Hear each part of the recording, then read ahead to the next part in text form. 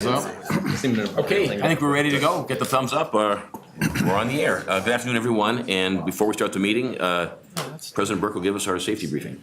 Well, good afternoon and welcome to the auditorium level at Omaha Public Power District and in our auditorium. So we'll talk a little bit about the exits. And so obviously most of you came in at least probably the rear exits. We also have two exits up in front here. In the event we need to exit this building. Do we have one of those things to put over your nose in case you need oxygen? Thanks, Elaine. No, not today, not here, no. No, now Elaine, you just completely got me off my my shtick. Thank you for that very much. But if we have to exit this building, we would have everybody exit out the doors in the manner in which you came in. We would have the public exit out the 16th Street side. As you go down the steps, we would ask you to use your three-point touch, which would be one hand on the railing and 2 feet on the ground. The fire extinguisher is right around this corner. The security folks and many of the OPPD folks know it's around conference room A in the event of a fire. We would ask that you do not use the elevators in case of a fire. And I don't believe anybody here needs any elevator use at this point in time. If you have a medical condition, please write it down or tell your neighbor. The AED and the first aid kit, if we would walk into our cafeteria through our atrium area and into our cafeteria, the AED and the first aid kit are on the right-hand side on the brick wall, one on top of each other. Is anybody here certified in the use of an AED or in CPR? Okay, very good. So there's quite a few people here. And I would say the security, Rod, would you call 911 in the event that we need it? Yes, sir. I appreciate that. Thank you very much. Even though we don't anticipate severe weather tonight, if we needed to go to a location, the board would be escorted into the call center area, and the rest of us would be escorted into the garage area of the west side of the building until it's okay for us to exit that. And then as you leave this building, you know, in the freeze thaw, be careful as you walk, especially around ice. We'd ask you to be very careful as you're walking outside this building, back to your car or wherever you may be going to. So with that, that concludes my safety briefing. Thank you, and good afternoon again, everyone, and welcome to the January 2019 meeting of the Omaha Public Power District Board of Directors. Before we go through the list of housekeeping items, we have 3 new board members. We introduced them on Tuesday at the committee meetings, but for those of you who weren't at the committee meetings or weren't streaming online, I'll go ahead and point those folks out. First off is Janice Mohoff down here at the end. And next to Janice is Eric Williams. Welcome, Eric. And down here is Amanda Bogner. And again, we'll say it again. It's welcome, and we appreciate having you on the board, and we wish you very well. Penny? Yeah.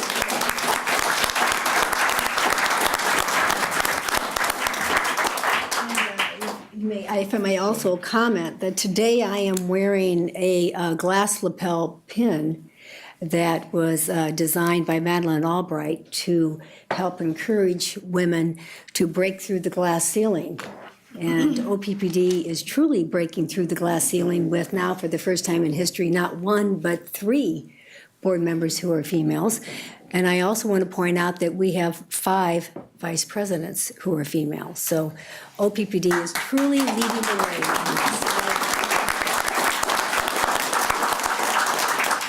Thanks, Andy. A few housekeeping rules before we get rolling officially. First and foremost, please silence your electronic devices. This regular board meeting will follow the agenda made available to the public upon entering the meeting. This meeting is streaming live on the internet at oppd.com. Our regular board meetings have public comment periods on the agenda. Following board discussion on each pending matter, I will ask for public comment before bringing the matter to a vote. Also, prior to adjournment of the meeting, you will have an opportunity to comment on any other OPPD matters. If you wish to speak, please approach the microphone to your far left and state your name and address, and state the name of any organization or person you may be representing. Organizations should choose one representative to speak on their behalf so as to avoid repetitive commentary. Comments made by all parties during the meeting are a part of the official public record. Each individual will be allotted 3 minutes per matter pending at the discretion of the board. To assist you, we use a red, yellow, green light indicator to ensure each member of the public receives a consistent amount of time. Ms. Labs will signal you when 30 seconds remain, as well as when time is up. Please direct your comments to me, not to other board members or the executive team. I will either respond to you directly or defer response to another board member or officer of the district. If you brought written materials, Ms. Lab will receive them on your behalf. Christie, will you please call the roll? Wagner, Yes. Kavanaugh, Yes, or here. Here. McGuire, Here. Mulhoff, Here. Moody, Here. Williams, Here. Yoder. Yes. Agenda item 4. I would like to acknowledge that the district has received certificates from the Nebraska Secretary of State certifying the filing with his office of the official oaths of Amanda Wagner, Mike Kavanaugh, Janice Mulhoff, and Eric Williams as directors of the Omaha Public Power District. Agenda item 5, announcement regarding public notice of meeting. Notice of the time and place of this meeting was publicized by notifying the area news media, by publicizing same in the Omaha World Herald and outlets, by displaying such notice on the arcade level of Energy Plaza since January 11th, 2019, and by mailing such notice to each of the district's directors on that same date. A copy of the proposed agenda for this meeting has been maintained on a current basis and is readily available for public inspection in the office of the district's corporate secretary. Additionally, a copy of the open meetings law is available for inspection in the public meeting book located in this meeting room. Board consent action items. The consent agenda items are as follows. Item 6, approval of the November 2018 comprehensive financial and operating reports, December 13th, 2018 board meeting minutes, and the January 17th, 2019 agenda. Item 6 is SD6, Safety Monitoring Report, Resolution Number 6302. Item 7, Control Buildings for Substation, Resolution Number 6303. Item 8, 345 KV Foundation Ducts and Grounding, Resolution Number 6304. Item 9, Sarpy County Station Unit 4A Engine Repair, Resolution Number 6305. If there are no corrections, changes, or additions to these items, I need a motion and a second to approve the consent agenda items. We have a motion to approve consent items 6 through 10. So moved. We have a motion, we need a second. Second. Do we have a motion and a second? Do any board members care to comment on these items? Yeah, I have one quick comment to reiterate a comment that was made on Tuesday. SD6, the Safety Monitoring Report, as all SDs, has measures associated with them. I thought SD6 was excellent, no problems with it. It's just, on Tuesday, we mentioned that it's useful not just to have year-over-year measures, but to provide some kind of trend line. And so I'm hoping Right. that's something that we're all happy with It was for very good. future It reports. was a good report, yeah. Yep. Any other directors? Okay. Are there any members of the public who wish to comment on any items number 6 through 10? Alan Vivoka, 3719 Hamilton Street. I wanted to mention the safety monitoring report has measures. Counting things is always good. There are a number of incidents, and the performance was excellent. But I noticed there was no measurement of severity of incidents. And just thought that's something you might want to consider in the future. That's a good thought, Alan. Thank you. I just might say, we do track that internally in the organization. And as we've seen it, you would see, if we would have put a trend line down, and we talked a little bit about the trend line, you would see that same severity rate significantly reduce as well. But that's a good thought. We'll take that into consideration on our next SD safety monitoring report, so. Can I add something as well? Sure. So the days away restricted transfer sort of calculation probably already includes something like that because it's about how the number of days that you're away from your job. So there is sort of inherent built-in sort of how severe the accident was. It was further to become. Hey, seeing no other comments, Chrissy, can you call the roll to approve 6 through 10?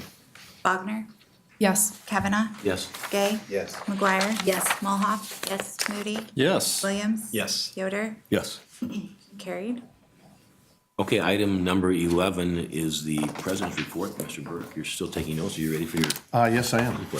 Yes, I am. Thank you. So we're going to give you a little snapshot, not just on December, but in 2018. I thought it'd be a great opportunity to do that and to follow up a little bit on Director Yoder's comment. Unbeknownst to me until I received this yesterday afternoon, most of the team that submitted the fun facts, as we call them, kind of used a 10-year horizon and kind of reviewed data from 2008, 2013, 2018. So you'll see some trend line information as we move forward. But specifically for the generation side of the business, our baseload generation capacity factor was 70% in the month of December, primarily because of relatively soft and soft market reasons, not necessarily severely cold, certainly not severely warm weather. Renewable energy contributed to 39% of our retail sales in December, and the wind capacity factor was at 52.2%. Year to date, our renewable energy contributed to 31.9%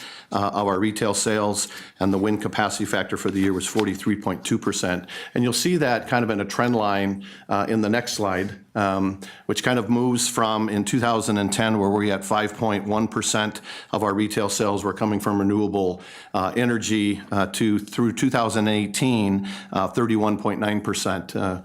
And this is without the Souls project that will be coming online in 2018 as well. So we'll see that migrate up closer to that 40% range in 2019. And we have some folks from NextEra in here, so I think that's correct, right? Yeah, all right, so good. Very good, that's good to hear. So a good trend line. Some T&D highlights. So we finished rebuilding 7 miles of 345 kV, that's 345,000 kilovolt damaged line from the 2017 storm. We did not replace it in that 2017 timeframe because we wanted to harden it. So we replaced wood structures with steel structures to really improve the resiliency of that transmission line, which is critical to our organization. I know that was communicated last month, and we talked a little bit about that on how the team really did some amazing things in the marketplace to make sure that we limited any market losses that we may see because of that transmission line. We finished building 23 miles of 161,000 kV and 69,000 kV transmission between Fremont and Blair. This is a joint project between OPPD and the municipal utilities of Fremont, really to improve their resiliency. There was in a previous year in 2016, actually in 17, a really unique situation where they had a generator down, their peaking facilities were down, and they were at a really tough position from a supply side. We actually asked some of our industrial customers to curtail to improve that resiliency for the city of Fremont. But now that this line is built, it's going to help them quite a bit as well. It will help us in the region as well, but it's a pretty significant line that will go into effect here very shortly. Fremont is finishing their side of the project. We held a boot camp to hire 10 new line tech apprentices, and so that went on in 2017. We'll be doing another boot camp probably in 2019 timeframe as well, and this is really to replace retiring and additional capacity in our line tech area as part of the company. We replaced 46 miles of underground cables in rural areas in 2018. We completed a large study in our vegetation management, and as it was reported at our meeting in December, we've added additional $2 million in our O&M expenses for vegetation management to make sure that we maintain the high reliability that we have. And we moved a large 345 161 kV transformer using a trailer that's about as long as a football field to be able to do that. So that gives you the sense of size. I think it was covered in the news media. I think we saw Tim Nissen pulling on one side just to make sure it got through certain areas there. But a lot of great work on our transmission distribution side. And just for the public here, and I know the board heard this earlier, we did send some folks, part of our commitment to the utility industry and part of our core values of passion, serve, honoring our community, and caring for each other. We did send multiple crews down to Kansas City to help them restore power, and our crews, I think, are returning home this evening, if I'm not mistaken. I don't believe there were any personal injuries, and that's just what the utility industry does, is to help others that need help. In the next slide here, just to let everybody know, I know it looks kind of bland, but this is our first shipment of LED lights and fixtures are in. So we'll be starting the process to convert our high-pressure sodium and other street lights to LED lights, and that process will begin now that we have the supply that's in. So that'll be a very positive opportunity for all, and I know our teams are meeting with a variety of the cities and counties and villages and SIDs around those activities as well.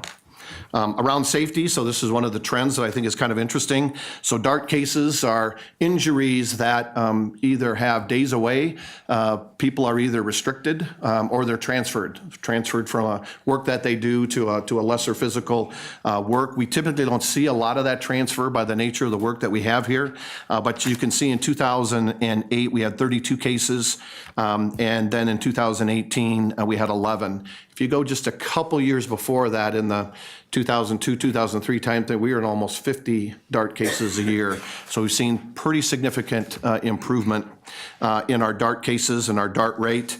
Our recordable, our OSHA recordable injuries were at 79 in 2018. They were 23. Our preventable vehicle incident rate, we had 21 vehicle accidents that we could have prevented as OPPD employees, 31 in 2008 and 8 of them in 2018. And as the board saw in the presentation on Tuesday, we track not only those that occur off our site, but also those that are within our centers or within our plants, within our operations as well. And so our DART rates and our preventable vehicle incident rate are pretty low, and really are high decile, quartile kind of performance marks. We're really pleased with that. Our men and women at OPPD have done just an exceptional job. Mr. McCormick reported on the observations and the catches, the good catches, and the near misses that we continually see improvement and increases in. And I think that's just a good sign of trust in our organization, but also trust in the men and women that when they report things, that we'll do things about that and fix them. And we're really pleased with that outcome.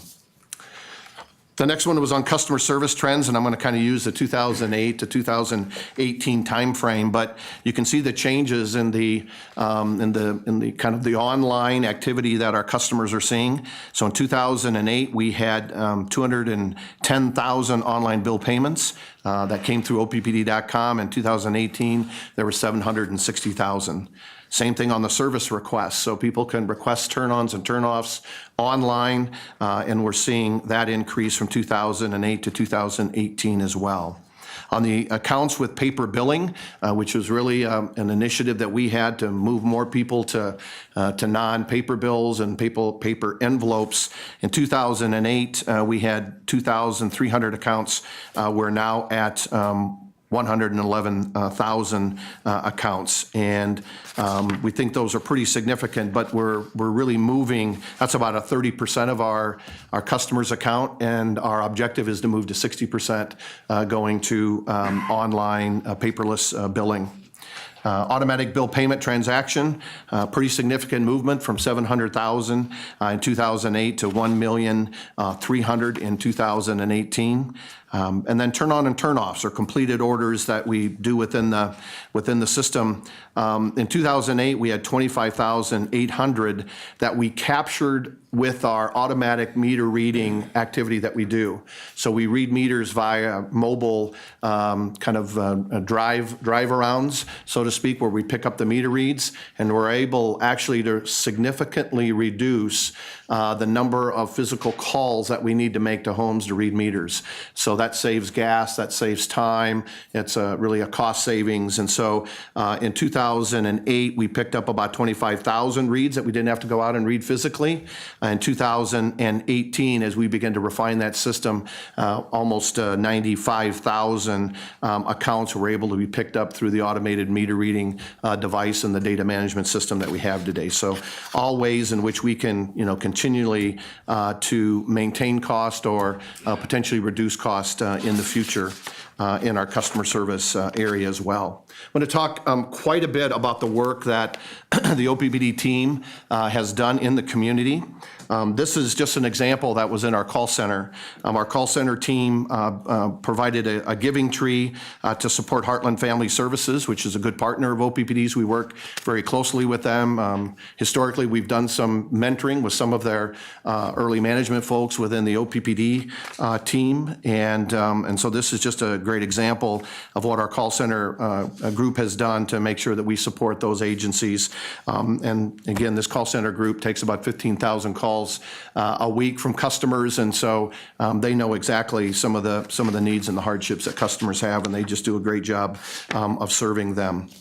In the month of December, OPPD concluded its United Way campaign, where we raised our employees. There's no company or rate dollars that are provided to these dollars that I'm going to talk about. Our employees donated $283,260 to the United Way over the course of, it'll be over this next year in 2018. The pledges ran in 2018. Then we did some special fundraising for the Energy Assistance Program. And you see a couple of the examples here where Lisa and I are in a dunk tank, and I think Javier did the dunk tank too, and then his team also did a pie throwing contest. So we did it safely. There were no serious injuries.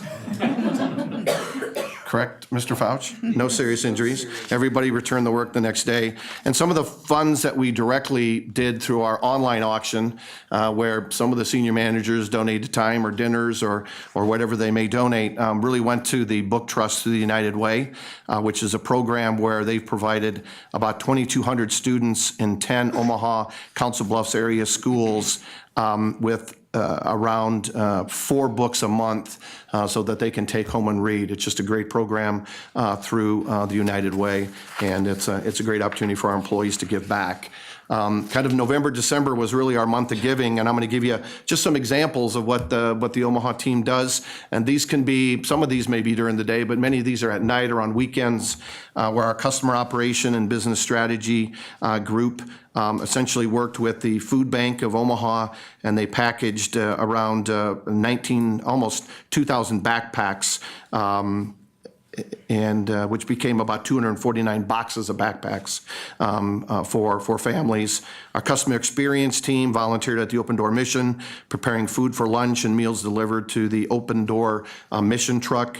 Our public affairs group was outside ringing bells at Hy-Vees over the course of that month. They did a great job in that regard. Our continuous improvement team was at the Intercultural Senior Center serving food to the needy in our community as well. And the next picture that If I can point out, I was at the Hy-Vee at 50th and Center, and Saddle Creek and Center. Okay. And the team was there, and it was a very cold day. It was a very cold day. Well, thank you for that observation, because I asked the question, could you have somebody sign that you were there? They so were we know there. for sure they were outside They ringing were the bell, cold. and they weren't by the candy They were section. taking so. turns coming in for coffee. That's great. And then the last picture here, this is our field group. This is our group that interfaces with many customers in our community and do turn-ons and turn-offs and work very closely with our customers in the billing of that.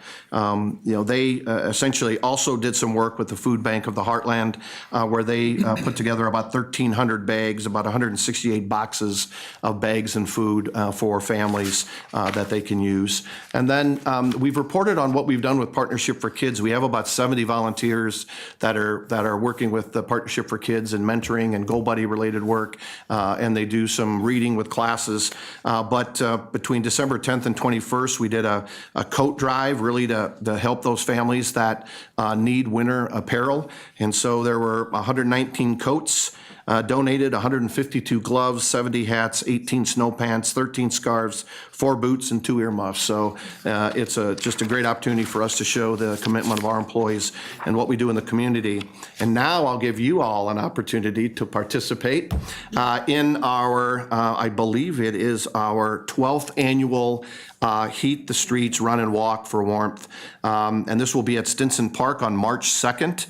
I can't predict what that weather is going to be like. And we've had a variety of different weather, but this is really an opportunity for us to raise money for the Energy Assistance Program, and it's really all the utilities, MUD, Northern Natural Gas, Black Hills Energy, OPPD, and Tenaska all get together, and they're great supporters.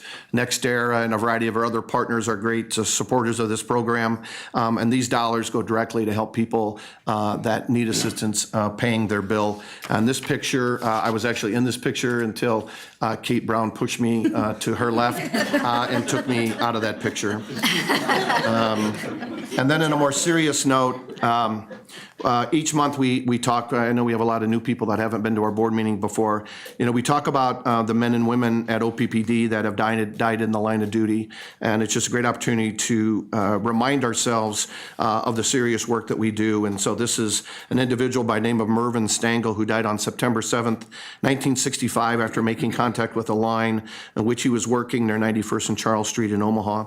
He was working as part of a three-man crew during a response to a storm that resulted in heavy flooding throughout the Omaha metro area. Casey, as he was known around the district, was 34 years old. He had 11 years total with OPPD at the time of his death. Prior to coming to OPPD, he served in the United States Marine Corps and served in the Korean War. He was survived by his wife, Rita, his daughters Mary Beth, and his son Wayne, Stephen, and Timothy. And Wayne Stangl was also a line technician, retired at OPPD as a supervisor in our Elkhorn Center, and retired several years ago from OPPD. So with that, that concludes my president's report. Thank you very much, Tim. Thank you.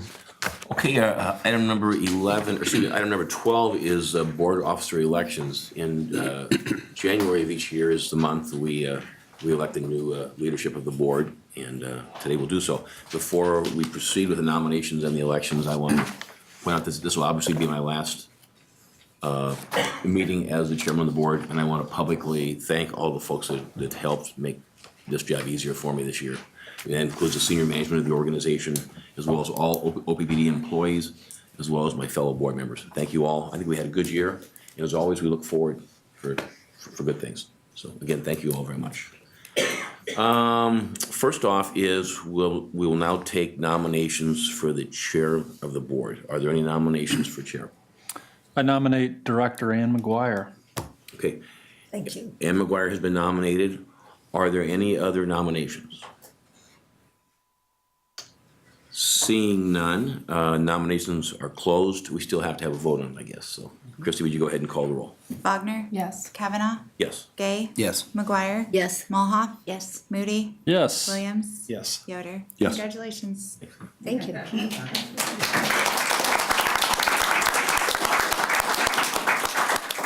Okay. Nominations are now open for vice chair of the board. Are there any other nominations? Yes, Excuse me, are there any nominations? Yeah, I'd nominate Director Craig Moody. Okay, Craig Moody has been I second the nomination. nominated. I don't think we have to have seconds. We don't have to have seconds? Okay. Always second you. Thanks anyway, Ann. Are there any other nominations? Okay, seeing none. Kristen? Wagner. Yes. Kavanaugh. Yes. Gay. Yes. McGuire. Yes. Mulhoff. Yes. Moody. Yes. Williams. Yes. Yoder. Yes. Congratulations, Director Moody.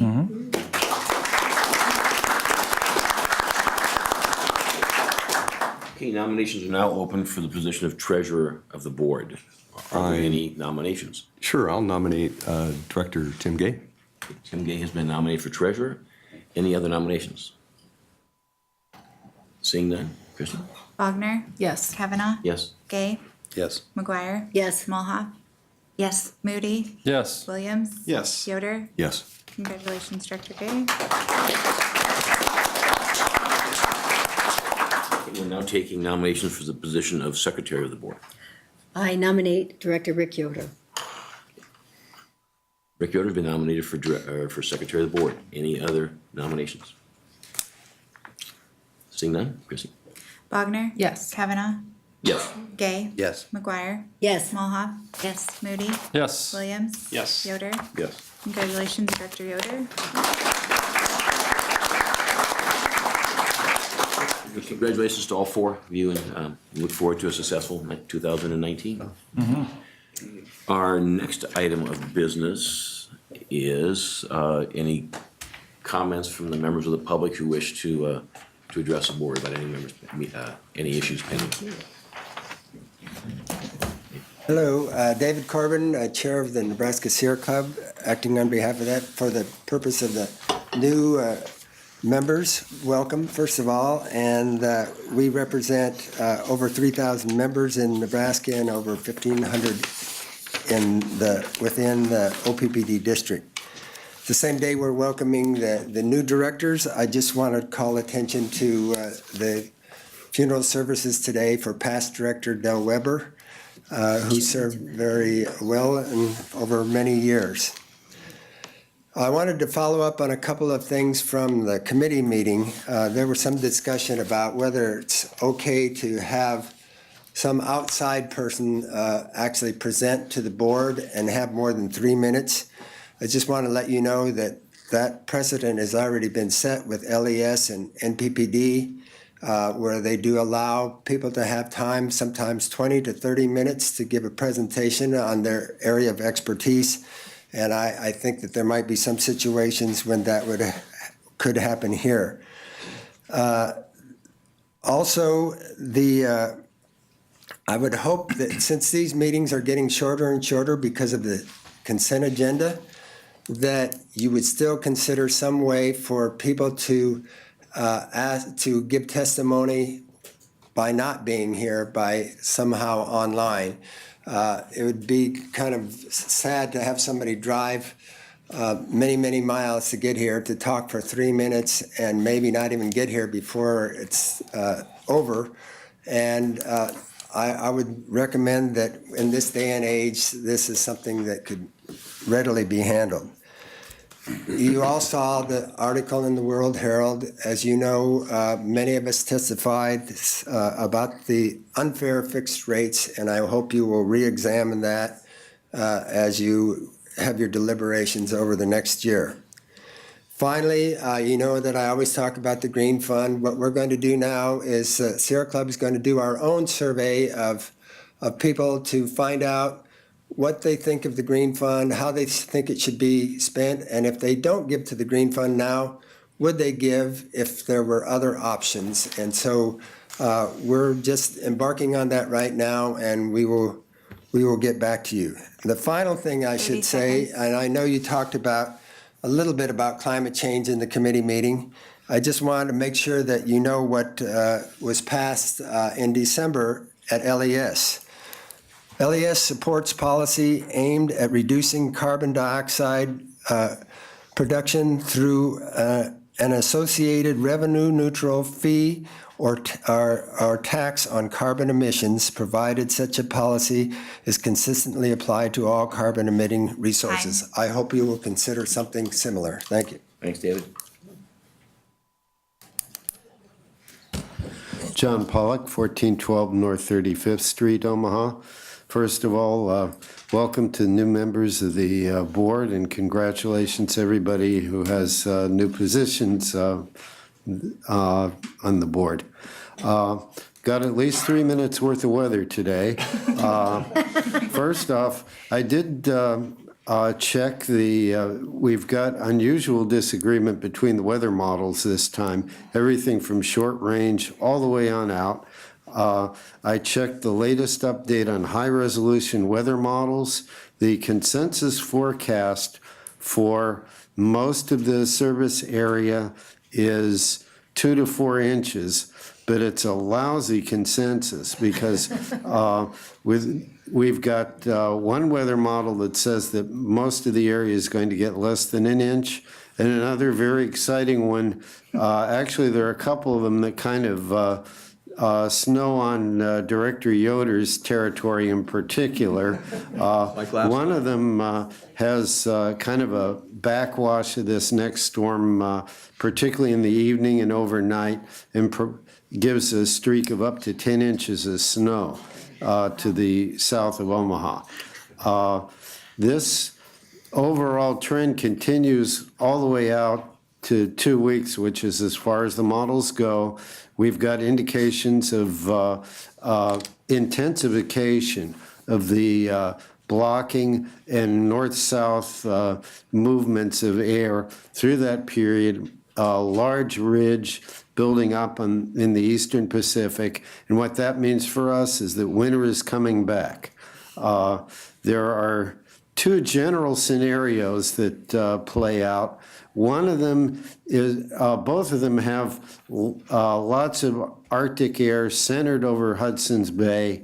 And one scenario is that Omaha and eastern Nebraska get sideswiped over and over by these Arctic air masses as they come blasting down over the Great Lakes. That's the heavy snow scenario because there's an Alberta clipper with every one of them, and they make a turn into the plains, and then they blow up as they go east.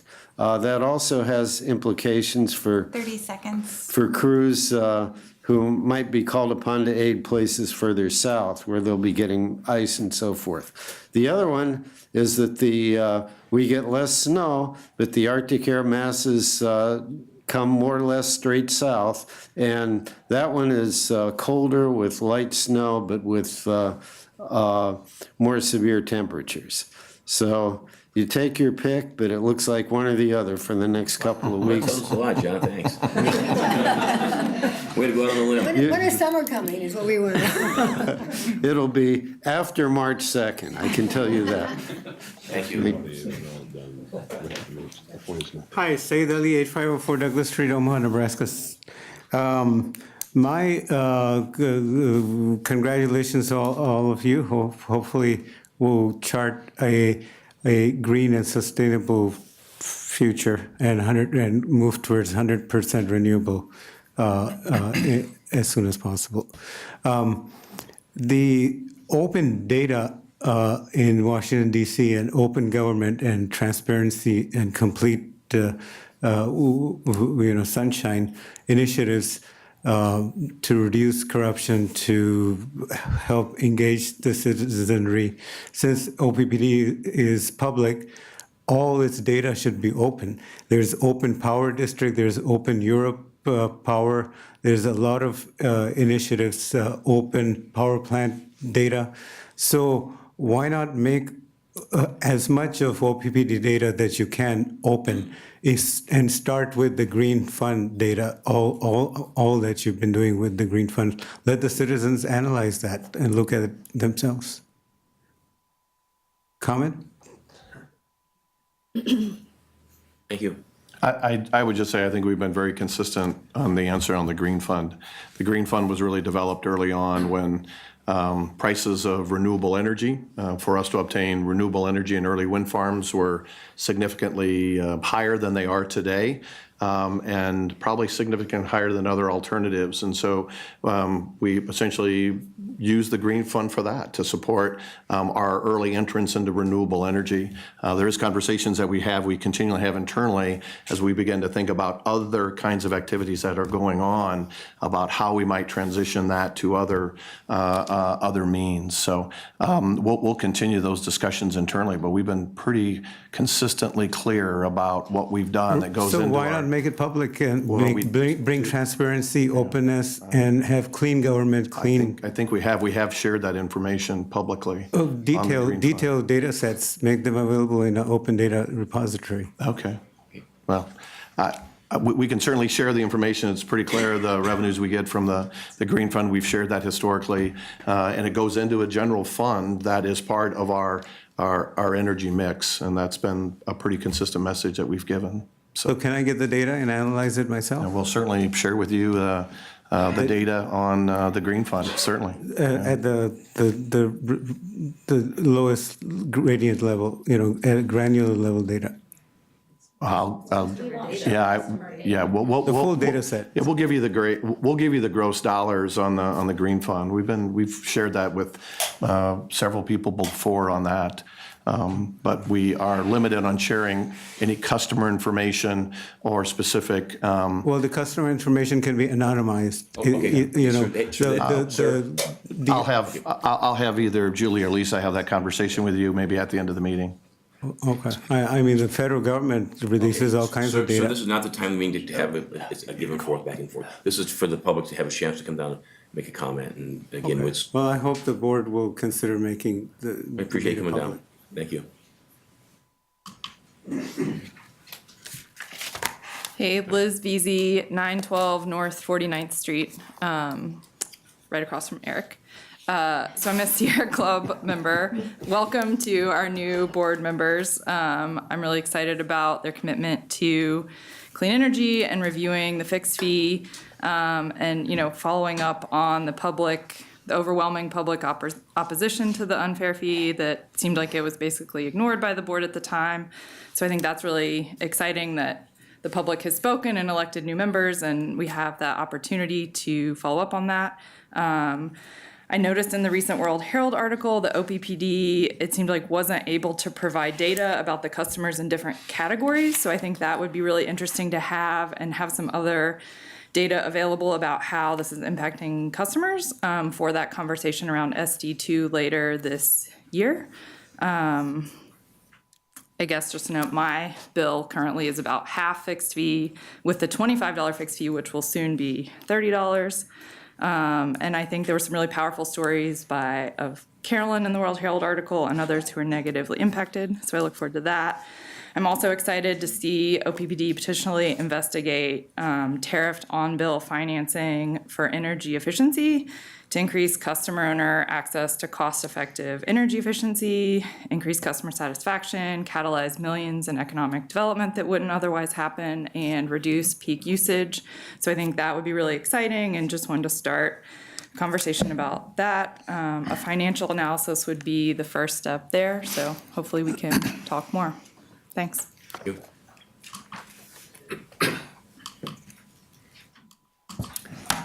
Mark Loskotov, 6323 North 115th Circle.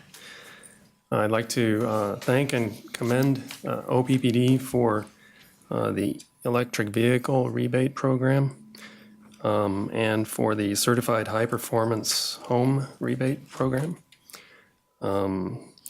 And I encourage you to do more to reduce the carbon footprint of all of your customer owners. And if you have any comments about any of the results from research that's been done with the EV program so far, I'd be glad to hear about that. And just a comment from me that I really enjoy my Leaf. It's a great vehicle, and if you don't have one already and you're thinking of maybe buying a car, you know, you can talk to me about it. But it's really a good car. Thank you. Any comments about results from the research? You know, we shared not too long ago, I think at the last month board meeting or November board meeting, kind of an update on the numbers of folks that took advantage. And so we have gone back to some of the funders, and we've kind of increased some of that funding. So there's additional funding available for some of that. And so we actually have a kind of a backlog of folks that have had some interest that we're reaching out to see if they're interested. So we did share something a couple months ago. It probably is an item that we'll probably do back in a board committee update or something like that. We haven't done, I'll say, or presented any analysis of the data that's been collected. Not yet. To charge point at this point. But we have supported 142 rebates through that program. I'm Matt Gregory.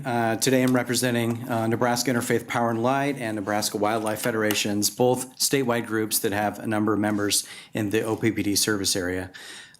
Usually when I'm up here, I'm asking for something or maybe criticizing, and just today I wanted to welcome the new members to the board, as well as nice to see the returning members again, and looking forward to engaging with you this year on issues of renewable energy, EVs, and climate change. I appreciate and applaud your leadership and incentives and programs that you had in the last year, and look forward to moving forward in this year. Thank you. Thanks, Matt. Okay, seeing no other speakers, meeting is adjourned. You gotta be fast, man. Let's tell Amanda that's the kind of thing we should be listening to. Yeah.